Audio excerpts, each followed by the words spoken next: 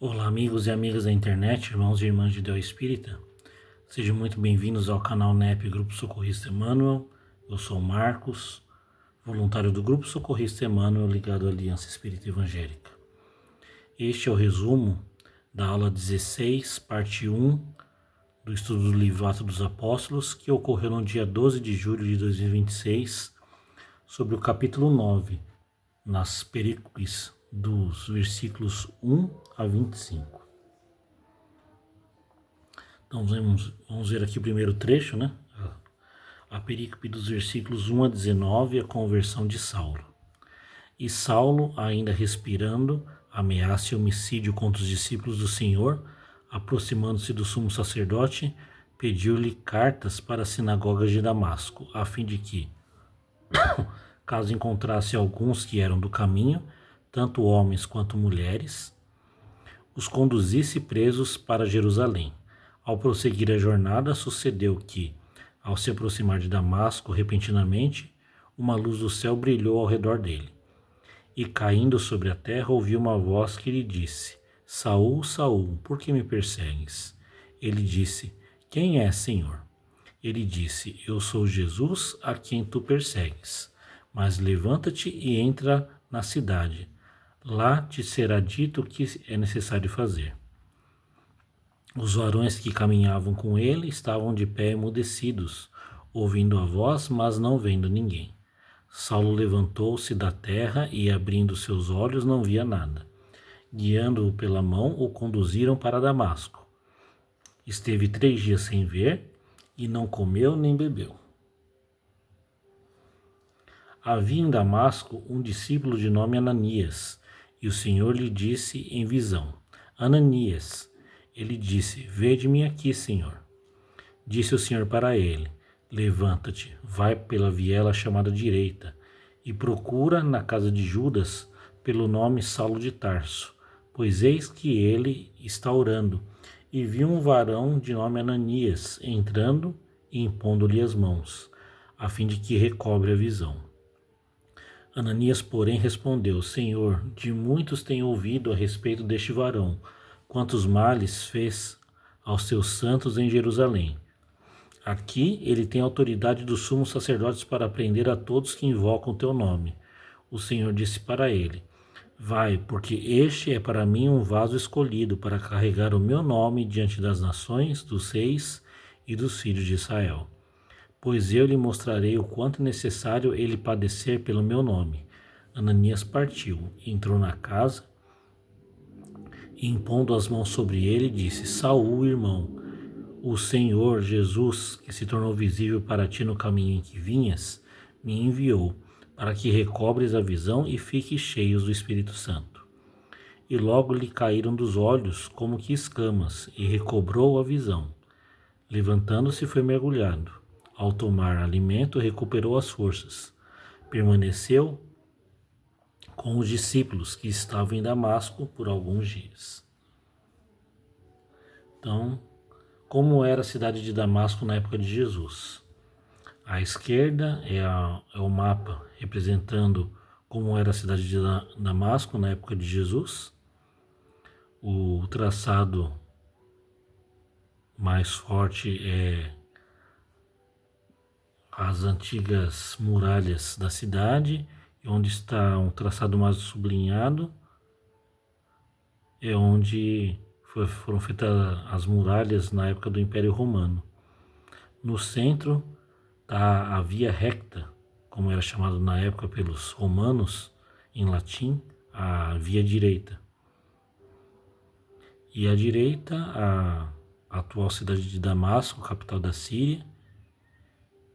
E vejam que nesta imagem há os resquícios ainda, né, as ruínas das colunas romanas que sobraram da época de Jesus. Então, uma cidade muito antiga. Damasco já existia há milhares de anos antes de Cristo. É mencionada no Antigo Testamento em episódios envolvendo Abraão, Davi e os profetas. No século I fazia parte da província romana da Síria. embora em alguns períodos tenha sido administrada pelo reino Nabateu sob o rei Aretas IV, conforme também é mencionado por Paulo na segunda carta aos Coríntios, capítulo 11, versículo 32. Localização estratégica. Damasco ficava a cerca de 240 quilômetros de Jerusalém e possuía grande comunidade judaica. Situava-se em um fértil oásis irrigado pelo rio Barada, cercado por regiões desérticas. Sua posição geográfica fazia dela um ponto de encontro entre rotas comerciais vindas de Jerusalém, Galiléia, Arábia, Mesopotâmia, Ásia Menor e Egito. Mercadores de várias nações transitavam diariamente pela cidade. População. Calcula-se que Damasco tivesse entre 100 mil e 150 mil habitantes, um número muito elevado para a época.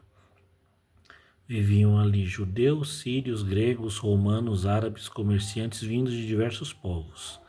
Era uma cidade multicultural.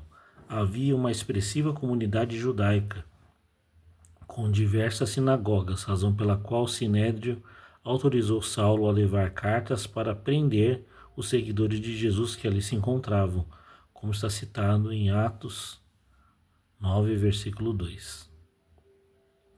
Como era a cidade? As suas principais eram pavimentadas com pedras e organizadas segundo o planejamento romano.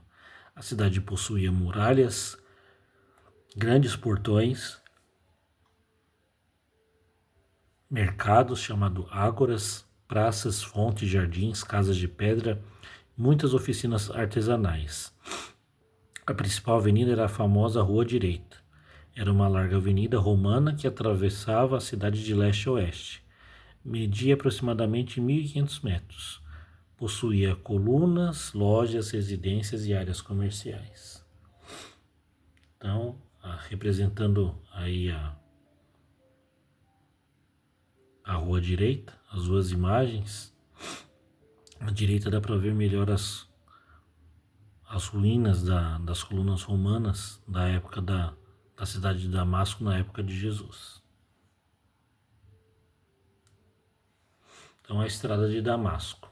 Saulo era judeu da tribo de Benjamim, natural de Tarso, importante centro intelectual da Cilícia, atual Turquia. Cidadão romano, fariseu rigoroso, discípulo do renomado rabino Gamaliel, profundo conhecedor da lei de Moisés. Convencido de estar defendendo Deus, acreditava que o cristianismo era uma heresia perigosa. Recebendo autorização do Sinédrio, dirigia-se para Damasco a fim de prender seguidores de Jesus. Foi exatamente quando acreditava estar servindo plenamente a lei que ocorreu sua transformação moral. Então, na contextualização espírita. Versículos 1 e 2, Saulo respirando ainda ameaças de morte. A expressão respirando ameaças demonstra que a perseguição havia se tornado praticamente sua razão de viver. Ele solicita cartas para as sinagogas de Damasco. Então, Emmanuel, conforme o livro Paulo Estevão, ele ensina que ninguém pratica o mal sem antes iludir a própria consciência.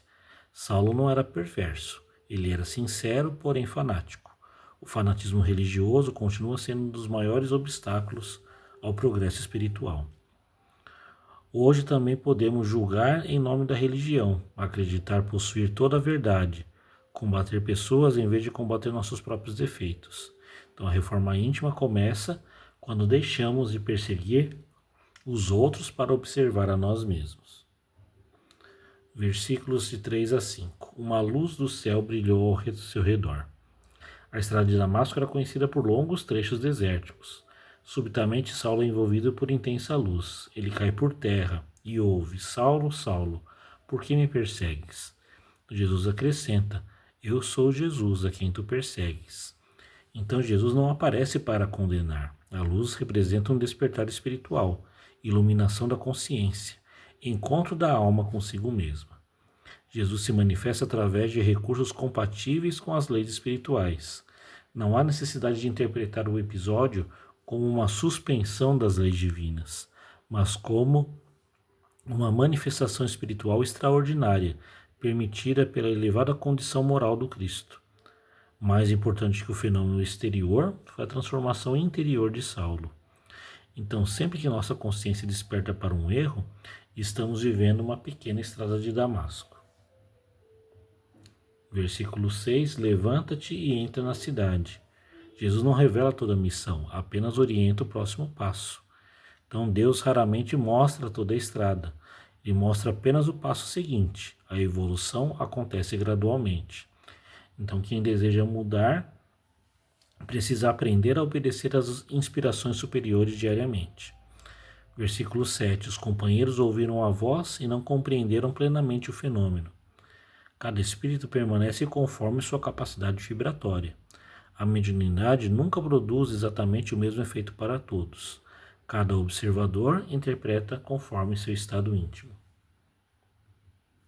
Versículos de 8 a 9. Saulo permanece cego, 3 dias sem comer, 3 dias sem beber. Os 3 dias simbolizam profunda transformação interior. A cegueira física representa a cegueira moral anterior. Agora ele enxerga espiritualmente, mas deixa de enxergar materialmente. É uma inversão pedagógica. Às vezes Deus permite pequenas limitações para ampliar nossa visão espiritual. Versículos de 10 a 12. Surge Ananias, um discípulo simples. Jesus fala com ele em visão espiritual. Então Ananias morava em Damasco e era conhecido entre os cristãos pela sua fidelidade. Então Jesus utiliza trabalhadores discretos, ele não escolhe os mais famosos, ele escolhe os mais disponíveis. A mediunidade aparece aqui como um instrumento natural de comunicação entre os planos espiritual e material. Versículos de 13 a 14. Ananias demonstra medo, pois ele conhece a fama de Saulo. Até homens bons experimentam receios. Então, o medo não é falta de fé, mas oportunidade para exercê-la. Versículos 15 a 16, Jesus declara: Este é para mim um vaso escolhido. O vaso significa instrumento, não significa privilégio. Então, ninguém nasce missionário por favoritismo. Missões decorrem de preparo anterior, mérito, compromisso reencarnatório. Saulo já trazia vasta experiência espiritual acumulada em existências passadas. Sua missão exigiria enormes sacrifícios. Versículos 17 e 18, Ananias impõe as mãos. Saulo recupera a visão e é batizado. A imposição das mãos era prática conhecida entre os primeiros cristãos. Então aqui identificamos nesse gesto um processo de transmissão de fluidos espirituais, semelhante ao passe espírita. As escamas que caem dos olhos simbolizam a remoção da ignorância espiritual e do orgulho. E versículo 19, Saulo alimenta-se, recupera as forças e permanece alguns dias com os discípulos. Então, antes de iniciar sua missão, ele precisa aprender a conviver com as diferenças e reorganizar sua vida. Toda transformação verdadeira exige tempo. Não basta se emocionar, é preciso perseverar. Então, algumas reflexões para a reforma íntima. Em quais situações tenho agido como Saulo, acreditando estar certo, sem examinar minhas próprias intenções?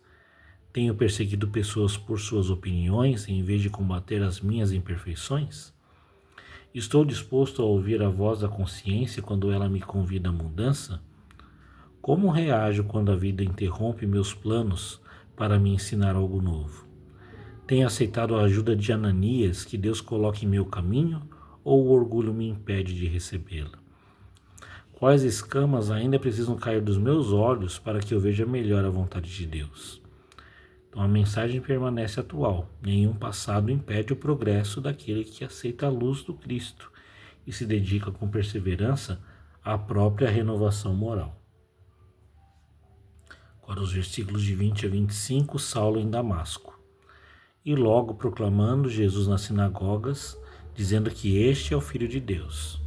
Todos os que ouviam ficavam extasiados e diziam: não é este o que detestava em Jerusalém os que invocavam este nome, tendo vindo aqui para isto, para conduzir os presos ao sumo sacerdote. Saulo, porém, era mais fortalecido e confundia os judeus que habitavam em Damasco, demonstrando que este é o Cristo. Quando se completaram consideráveis dias, os judeus deliberaram eliminá-lo, mas o complô deles se tornou conhecido por Saulo. Dia e noite vigiavam também as portas a fim de o eliminarem, mas os seus discípulos, tomando-o de noite, desceram-no pelo muro, depois de o colocarem em um cesto redondo. Então, contextualização espírita, no versículo 20, e logo nas sinagogas pregava Jesus, afirmando que este é o Filho de Deus. A verdadeira conversão se manifesta pelas obras e não apenas pelas palavras. Saulo não esperou condições ideais para servir. Começou imediatamente a colocar seus talentos a serviço do Evangelho. O conhecimento que antes utilizava para perseguir se tornou um instrumento de esclarecimento. Então, também somos chamados a transformar nossos talentos em instrumentos do bem. Inteligência, profissão, experiência e recursos materiais podem servir ao Evangelho quando colocados a serviço do próximo. Versículo 21. Todos os que o ouviam estavam atônitos. Ninguém está condenado ao erro permanente. Toda criatura possui capacidade de renovação. O passado não determina definitivamente o futuro espiritual. Deus vê aquilo que podemos nos tornar, enquanto os homens geralmente enxergam apenas aquilo que fomos. Muitas pessoas permanecem presas aos próprios erros ou aos julgamentos alheios. O Evangelho ensina que a verdadeira identidade do Espírito está em sua capacidade de progredir. Versículo 22. Saulo, porém, se fortalecia cada vez mais. A fé raciocinada fortalece o espírito. Saulo não pregava apenas pela emoção. Sua convicção era sustentada pelo estudo e pela reflexão. Esse princípio se harmoniza plenamente com a proposta espírita de unir fé e razão. Como ensina Allan Kardec, a fé que resiste ao tempo é aquela que pode encarar a razão face a face. Então, o estudo sério do Evangelho fortalece a fé e evita o fanatismo. Conhecimento e sentimento devem caminhar juntos. Versículos 23 e 24. Decorridos muitos dias, os judeus resolveram matá-lo. Então, toda transformação sincera desperta resistência. O discípulo do Cristo deve esperar dificuldades sem perder a serenidade. A perseguição não representa abandono divino, mas oportunidade de fortalecimento moral. Então, quem decide viver princípios éticos muitas vezes enfrenta críticas, incompreensões e até isolamento. O testemunho do bem exige perseverança.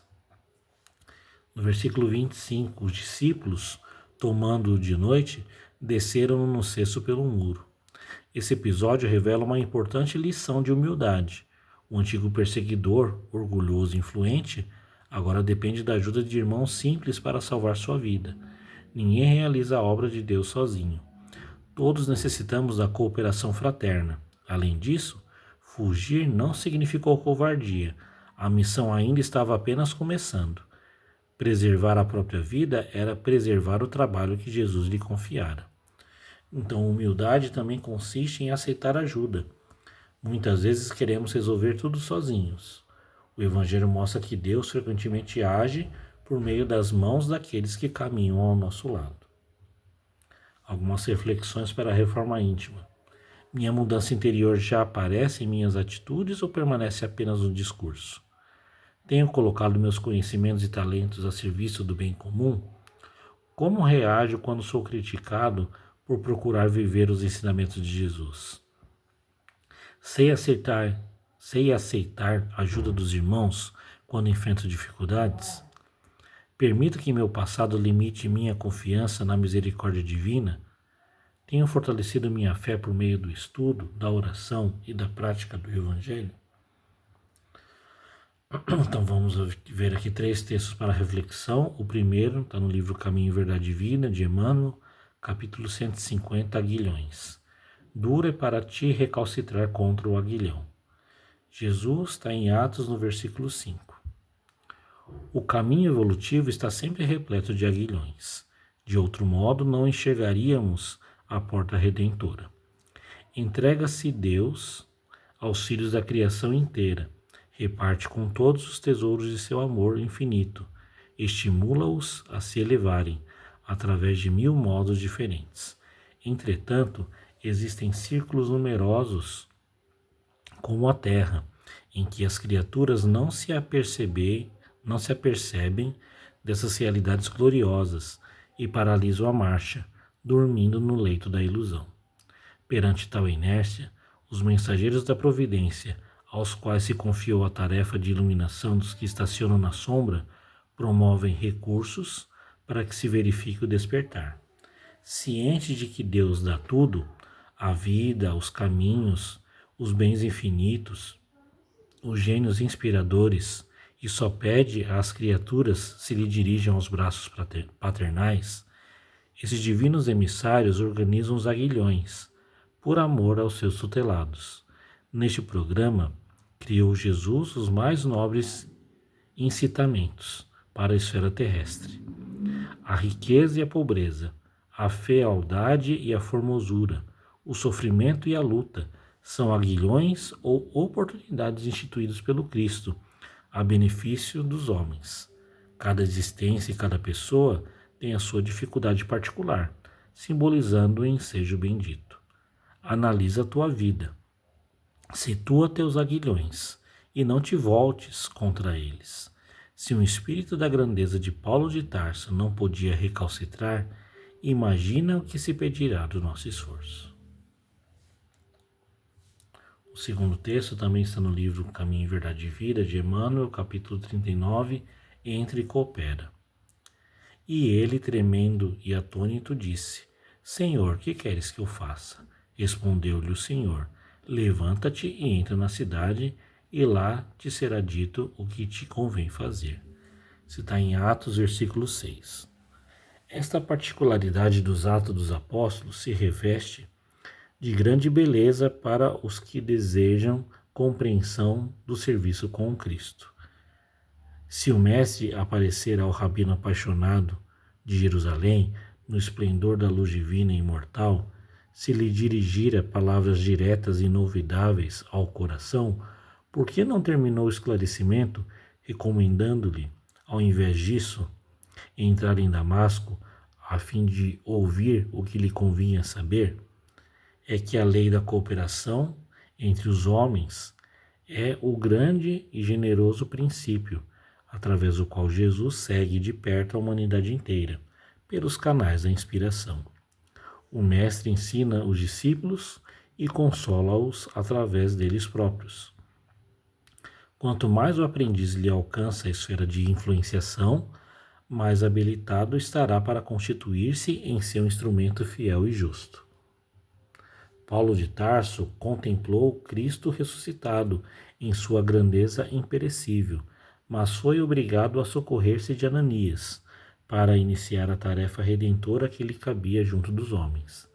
Essa lição deveria ser bem aproveitada pelos companheiros que esperam ansiosamente a morte do corpo, suplicando transferência para os mundos superiores, tão somente por haverem ouvido maravilhosas descrições dos mensageiros divinos.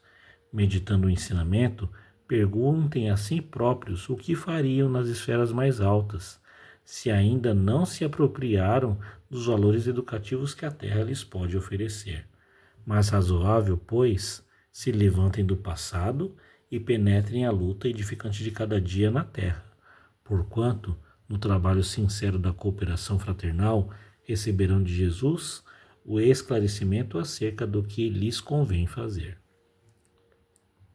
E o último texto está no livro Fonte Viva, também de Emmanuel, capítulo 17, Cristo em nós.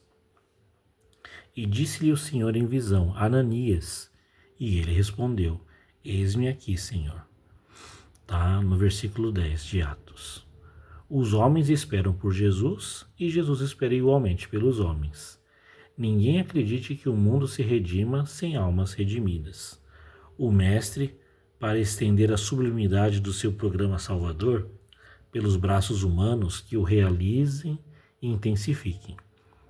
Começou o apostolado, buscando o concurso de Pedro e André, formando em seguida uma assembleia de 12 companheiros para atacar o serviço da regeneração planetária. E desde o primeiro dia da Boa Nova, convida, insiste e apela, junto das almas, para que se convertam em instrumentos de sua divina bondade, dando-nos a perceber que a redenção procede do alto, mas não se concretizará entre as criaturas sem a colaboração ativa dos corações de boa vontade. Ainda mesmo quando surge pessoalmente, buscando alguém para sua lavoura de luz, qual aconteceu na conversão de Paulo, o mestre não dispensa a cooperação dos servidores encarnados. Depois de visitar o doutor de Tarso diretamente, procurou Ananias, enviando-o a socorrer o novo discípulo. Por que Jesus se preocupou em acompanhar o recém-convertido, assistindo-o em pessoa? É que, se a humanidade não pode iluminar-se e progredir sem o Cristo não dispensa os homens na obra de soerguimento e sublimação do mundo. Ide e pregai. Eis que vos mando. Resplandeça a vossa luz diante dos homens. A seara é realmente grande, mas poucos são os ceifeiros. Semelhantes afirmativas do Senhor provam a importância por ele atribuída à contribuição humana. Amemos e trabalhemos, purificando e servindo sempre. Onde estiver um seguidor do Evangelho, aí se encontra o mensageiro do amigo celestial para a obra incessante do bem. Cristianismo significa Cristo e nós.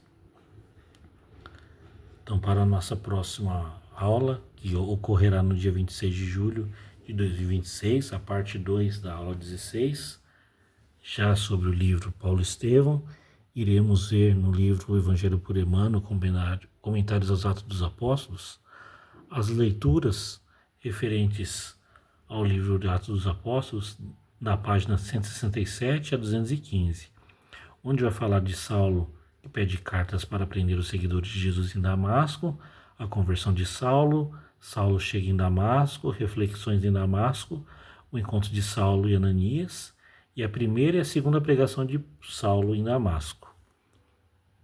Já no livro Paulo Estevão, iremos ver a primeira parte, o capítulo 10, no caminho de Damasco, e na segunda parte do livro Paulo Estevão, capítulo 1, rumo ao deserto, capítulo 2, o tecelão, e o capítulo 3, lutas e humilhações. Então este foi o resumo da aula 16, parte 1, de Atos dos Apóstolos, agradecendo a Deus nosso Pai, Jesus nosso Mestre, se for da vontade do Pai, que possamos estar reunidos no nosso próximo vídeo para mais um estudo do livro Atos dos Apóstolos e também do livro Paulo Estevão. Que assim seja, graças a Deus e graças a Jesus.